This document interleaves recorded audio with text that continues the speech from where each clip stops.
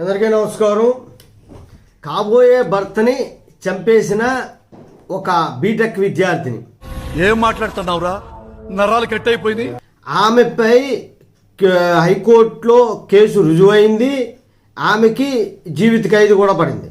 ఈ సందర్భంగా ఆమె క్షమాభిక్ష కోరడానికి గవర్నర్కి పర్మిషన్ అడుగుతూ కోర్టుని పర్మిషన్ అడిగితే కోర్టు ఇచ్చిందనమాట. పర్మిషన్ ఇచ్చింది. కోర్టు ఏమంటుందంటే అనేక కారణాలతో, అంటే సామాజిక పరిస్థితులు, మానసిక ఒత్తిళ్ళు వల్ల మహిళలు నేరాలకు పాల్పడుతున్నారనేటువంటి చెప్తూ ఈ తీర్పు ఇవ్వడం జరిగింది. 20 సంవత్సరాల అమ్మాయి, చదువుకుంటున్న అమ్మాయి, కాలేజీ చదువుతున్న అమ్మాయి వేరొక అతనితో లవ్లో ఉన్నట్టుంది. బహుశా అది ఇక్కడ స్పష్టంగా లేదు.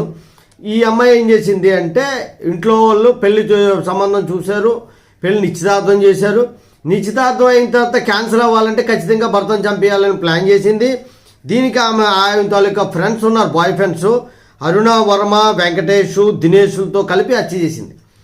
ఆ హత్య ప్రూవ్ అయిపోయింది. శుభ దొరికిపోయింది, శిక్ష పడిపోయింది అని ఇంకా చేసేది లేదు. ఆవిడ ఫోటో కూడా పెడతాను.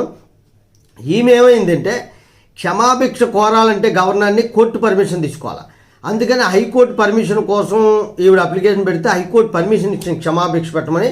గవర్నర్లు ఇలాంటి వాళ్ళకి క్షమాభిక్షను ఇవ్వకూడదు, అలాగే రాష్ట్రపతులు కూడా క్షమాభిక్ష ఇవ్వకూడదు. హత్యల దాకా వెళ్ళారు అంటే వాళ్ళు ఎంతకు తెగించారో చూడు. ఖచ్చితంగా శిక్ష మాత్రం పడి తీరాలి.